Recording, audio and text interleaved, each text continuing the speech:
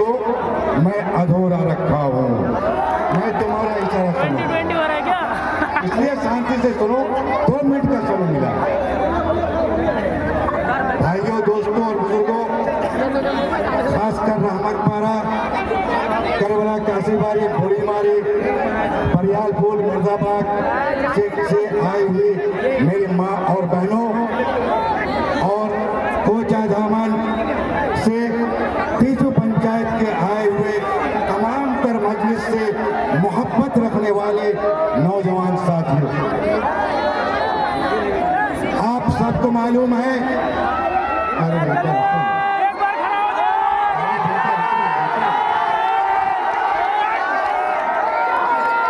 ठीक है, आ रहे हैं, ठीक है। इम्तियाज जलील भाई, आपका ख्वाहिश है लोगों को।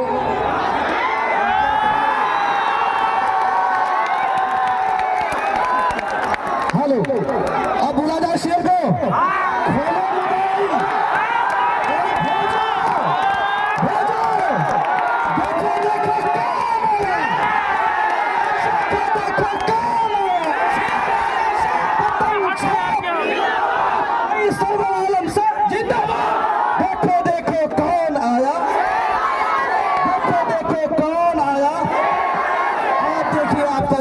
शेरों के बीच शेर, शेरों के बीच शेर, अब शेरों के बीच शेर, शेरों के बीच शेर, अब शेर को सुनो और शेर को समाप्त कर रहे हैं। आइए हमारे इम्तियाज जलील साहब माइक पर, माइक पर, माइक पर।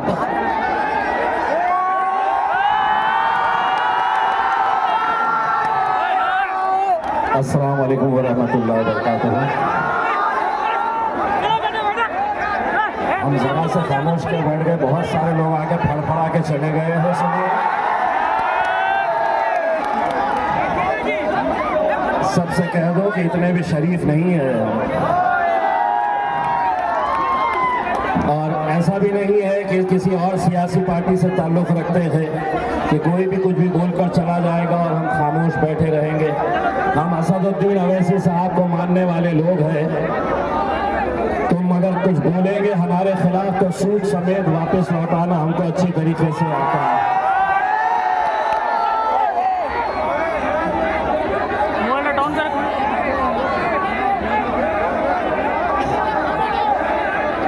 आवाज नहीं आ रही है, बहुत ज्यादा आवाज सुनने की जरूरत भी नहीं है, बस अब इशारों इशारों में समझ जाओ क्या करना है करके। 11 दिन से इतना बोल लिए हैं कि अब गला भी साथ नहीं दे रहा है। अब सिर्फ इशारों इशारों में क्या करना है, किस पे मोहर लगाना है बोलो, और कैसी लगाना है बताओ। ठगड़क ठगड़क ठगड़क ठगड़क ठगड़क, ऐसी लगाना है 11 तारीख के दिन कि तेजस्वी यादव सुन ले, राहुल गांधी सुन ले, तूने मेरे कायद को कहा कि बिहार में ओवैसी का क्या है, वो हैदराबाद से ये यहाँ बिहार क्यों आया है, कि वो तुम्हारे पप्पा के जहेज में आया था क्या बिहार? अगर इस मुल्क के अंदर नरेंद्र मोदी पूरे हिंदुस्तान में घूम सकता है, तेजस्वी यादव घूम सकता है, राहुल गांधी भी घूम सकता है, तो किसी माई का लाल असदुद्दीन अवैसी को कहीं जाने से रोक नहीं सकता है। लगे हुए हैं पूरे के पूरे, जितने 2-3 दिनों से हम देख रहे हैं कि कैसी सर्कस चल रही है यहाँ पर। जितने मुसलमान लीडर कांग्रेस के, तो कहां पड़े हुए, यही पड़े हुए। आरजेडी के जितने बड़े मुस्लिम लीडर कहां घूम रहे, यही घूम रहे। मजलिस कितनी सीटें लड़ रही है मेरे भाई, हम मुश्किल से 10% सीट लड़ रहे हैं, 10%, बाकी 90% तो छोड़ दिए हैं ना, लेकिन सारे के सारे यही टूट पड़े हैं। सबको ऐसा लग रहा है कि असदुद्दीन अवैसी को यहां से जीतने नहीं देना है। आरजेडी वाला सोच रहा जेडीयू भाजपा जीत जाए चलेगा, भाजपा वाला सोच रहा आरजेडी वाला जीत जाए चलेगा, लेकिन असदुद्दीन अवैसी ने जीतना नहीं चाहिए। उनको क्या मालूम नेताओं की ऐसी की तैसी, जनता किसके साथ है। निशानी क्या है, 11 तारीख को क्या होने वाला है। बस फिर काहे इतनी मेहनत कर रहे हो। एक साहब आए और उन्होंने ये कहा, ये असदुद्दीन अवैसी हेलीकॉप्टर में घूम रहे हैं। क्यों, तुम्हारे पप्पा ही घूम सकते हैं क्या हेलीकॉप्टर में? हमारा भाई नहीं घूमेगा। उन्होंने कहा, ये इनके हेलीकॉप्टर में पेट्रोल कौन डालता है? तो सुन ले जवाब मेरी तरफ से, अच्छी तरह से सुन ले। उनके हेलीकॉप्टर में जो पेट्रोल पड़ता है और उनकी जबान में भी जो पेट्रोल पड़ता है ना, वो वहां से आता है, वो वहां से। इसीलिए तो अल्हम्दुलिल्लाह आज ये माहौल, ऐसी गुंडागर्दी और ऐसे गुंडों के बीच में मेरा कायद बैरिस्टर असदुद्दीन अवैसी कैसा लड़ रहा है, कैसा अकेला तुम्हारी आवाज बनकर खड़ा है। इसीलिए मैं इन सबको क्या कहता हूं मालूम, तुम पूरे के पूरे एक तरफ आ जाओ, पूरे के पूरे एक तरफ आ जाओ। मेरा असद एक तरफ रहेगा और उसके बाद मैं कहूंगा कि 100 सोनार की, बोलो 100 सोनार की। समझ में आता है, ऐसा समझ ले रहे।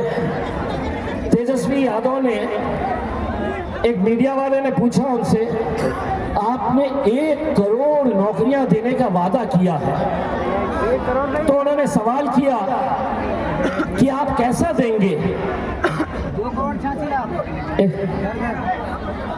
उन्होंने पूछा कि आप 1 करोड़ नौकरियां कैसा देंगे।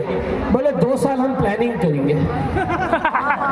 5 साल की हुकूमत, 2 साल प्लानिंग करेंगे, 2.5 साल चर्चा करेंगे, फिर आएंगे दोबारा वही डायलॉग लेके।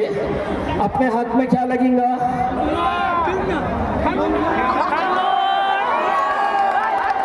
बाबा जी का ठुल्लू। ये समझ रहे हमारे कान में बीड़ी, हमको अक्ल ही नहीं है, हमको कुछ समझ में ही नहीं आता है करके। एक तरफ मोदी जी लगे हुए हैं मेरे कायद के पीछे, असदुद्दीन अवैसी साहब के पीछे पूरे भाजपाई गुंडे। मैंने उनको नहीं बोला, भाई और बहनों,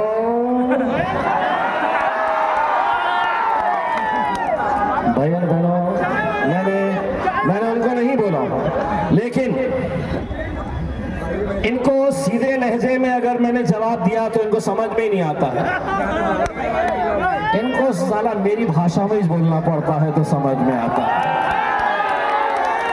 आज दिन भर हमारे पीछे हमारे इजहार अस्फी साहब का वो नौजवान बेटा बादशाह लगातार सुबह से लेकर रात तक मुझे अलग अलग जगह के ऊपर घुमाता है कि नहीं भैया यहाँ भी चलना है, वहाँ भी चलना है। या इजहार अस्फी साहब और उनके दोनों बेटों के लिए पहले जोरदार तालियां बजाइएगा।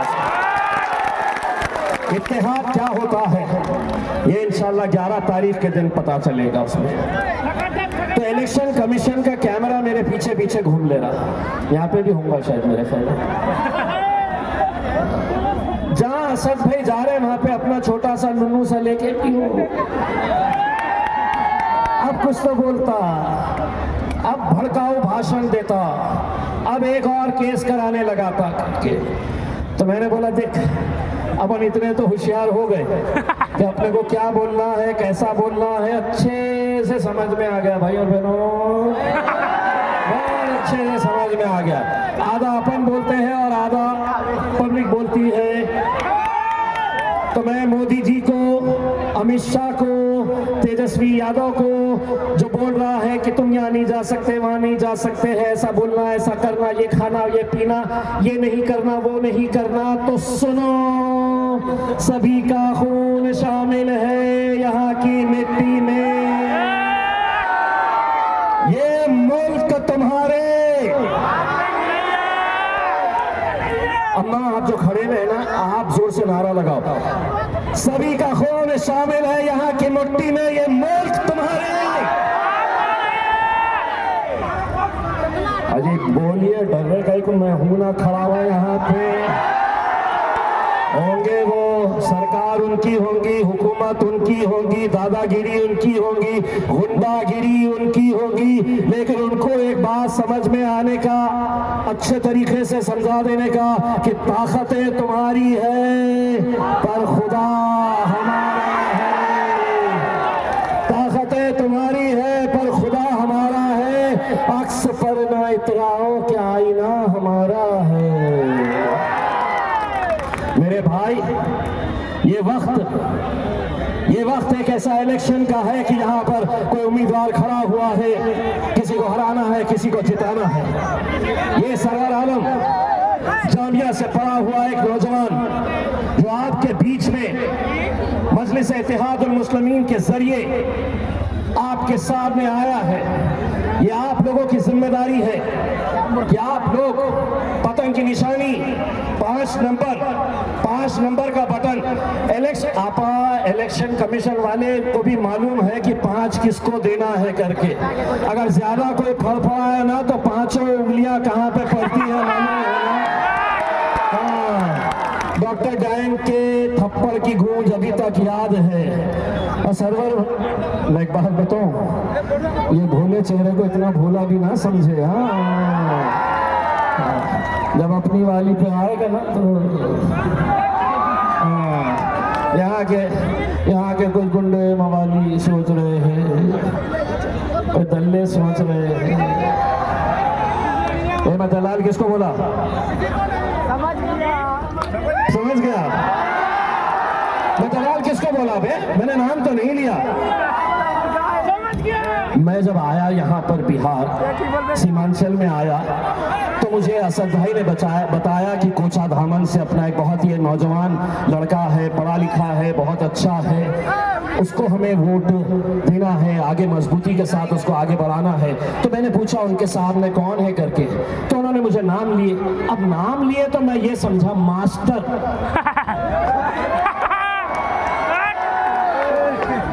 तुम्हारे मास्टर, हमारे मास्टर, स्कूल में सब गए थे, सबने पढ़े हैं। मास्टर क्या सिखाते हैं? अच्छा इंसान बनो, अच्छे काम करो, अच्छी पढ़ाई करो। बाद में हमको यहाँ पे आने के बाद पता चल रहा है कि मास्टर जी सिखा रहे हैं दलाली करो, लूट करो, ट्रकों को रुकाओ, हफ्ता वसूली करो। कब तक करोगे? नहीं चलेगी। तुम्हारा वक्त पेश हो गया है। मेरे भाई, ये सरवर आलम को जिताने का मतलब क्या है? ये सरवर आलम को जिताने का मतलब ये है कि इनकी जीत से मजबूती किसको मिलेगी? तो वो मेरे और तुम्हारे कायद बैरिस्टर असदुद्दीन अवैसी को मिलेगी इंशाअल्लाह। वरना सारी सियासी पार्टियां इस इंतजार में है कैसे हम असदुद्दीन अवैसी को गिरता हुआ, कमजोर होता हुआ, खत्म होता हुआ देखें। दोस्तों, मुसलमानों के लीडर तो बहुत आएंगे, सियासतदान तो बहुत आएंगे, लेकिन सदियों में अवैसी पैदा होता है, सदियों में। दोबारा ऐसा अवैसी तुम्हें नहीं मिलने वाला है मेरे भाइयों।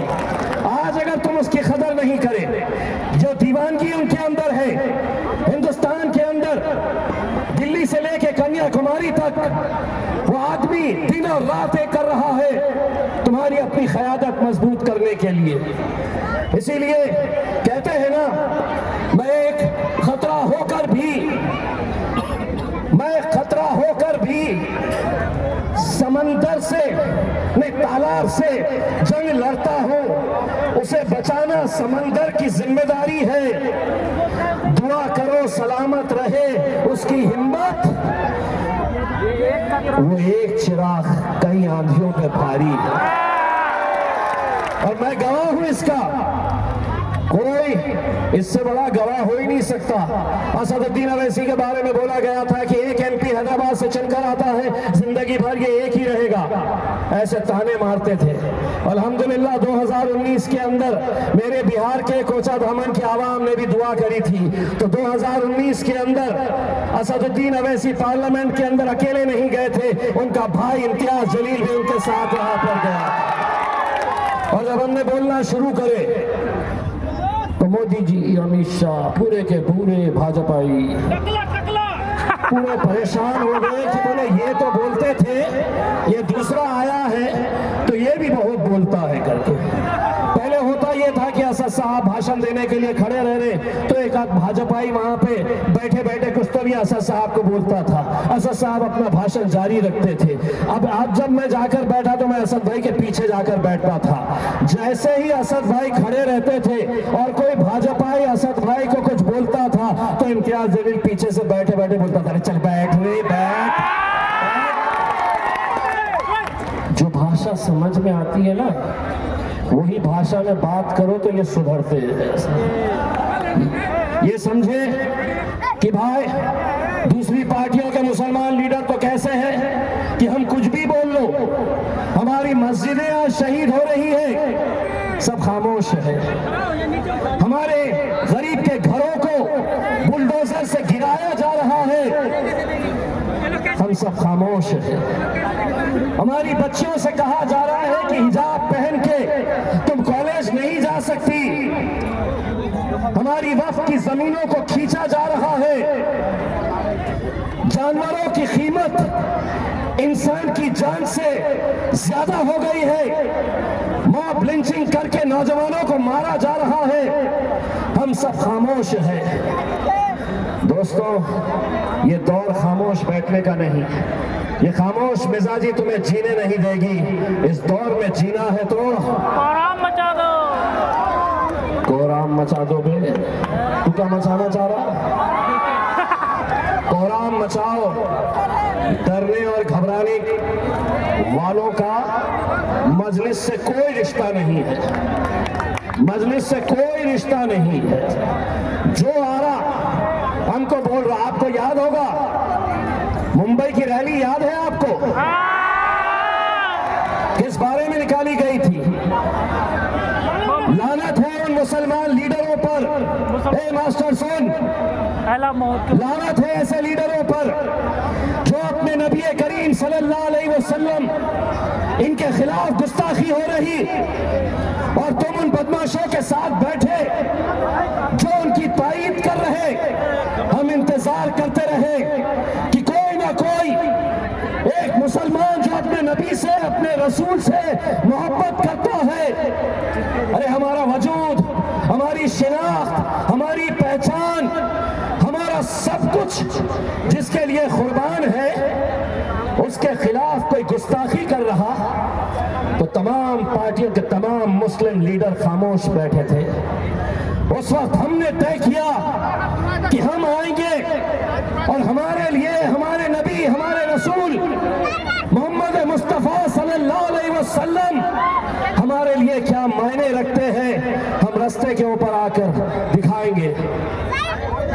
पूरी की पूरी महाराष्ट्र की पुलिस पहुंच गई इम्तियाज जलील के घर पे। बोले तुमको हम परमिशन नहीं दे रहे हैं। मैंने बोला घंटा तुमसे मांगा किसने है परमिशन?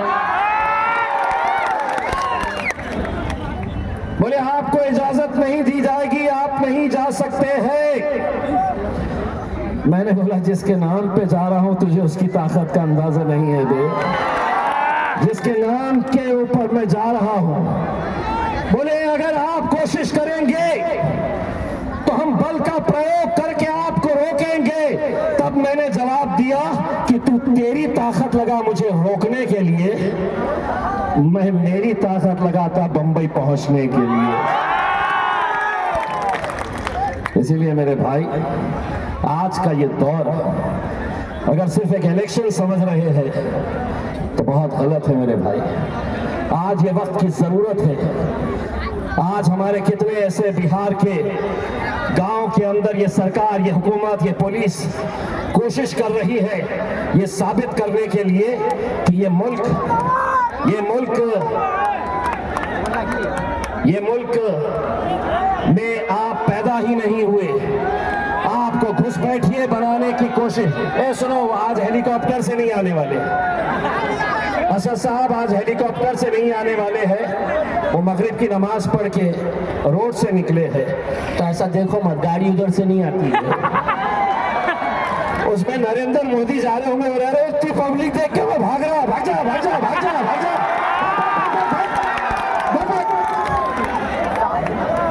उतरने की कोशिश कर रहा हूँगा, देखा होगा ये लोग मेरे है क्या करके, तो फोन लगा के पूछा होगा, भाई और बहनों ये कौन है, तो पता चला होगा ये तो मेरे भाई और बहना है।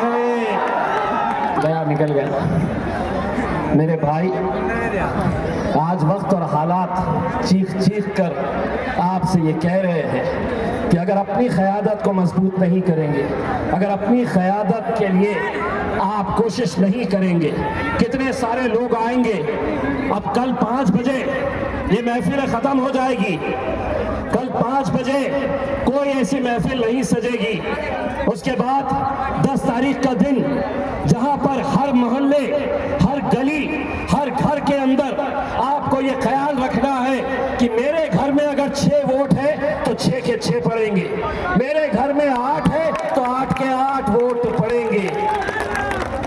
एक एक वोट की कीमत क्या होती है मेरे भाई, आप अंदाजा नहीं लगा सकते हैं। इसीलिए हम आपसे ये अदबन गुजारिश करने के लिए आए। असदुद्दीन अवैसी साहब ने बिहार के कांग्रेस के और तेजस्वी से कहा था कि 6 सीटें दे दो, नहीं दिए, नहीं दिए। उन्होंने ये कहा कि बिहार में ओवैसी को कौन जानता है, ओवैसी को कौन वोट देने वाला है। ए तेजू, ए राहुल वाह, देख कौन कौन देने वाले, दोनों हाथ ऊंचे करके दिखाओ, कैमरे घुमा के वो भी बताओ। ये सब देने वाले हैं, ढोपोड़ो सब देने वाले हैं। पूरे ईवीएम मशीन के अंदर जब काउंटिंग होंगी ना, तो वो काउंटिंग वाले बोलेंगे कि ये 5 नंबर ही दबा है, यहाँ पे तो दूसरा तो दबा ही नहीं है, कुछ भी नहीं दबा है। क्या भाई, आज असदुद्दीन अवैसी साहब के लिए आप लोग मेहनत करके निकले। असदुद्दीन अवैसी साहब, चलिए असद साहब आने वाले हैं, बहुत जल्द आपके बीच में आने वाले हैं इंशाअल्लाह। चलिए, मस्तान चौक पार कर चुके हैं। बस आपको मैं सिर्फ एक ही बात कह रहा हूं दोस्तों, जो तड़प हमने असदुद्दीन अवैसी साहब के लिए देखी है, जो दीवानगी हमने देखी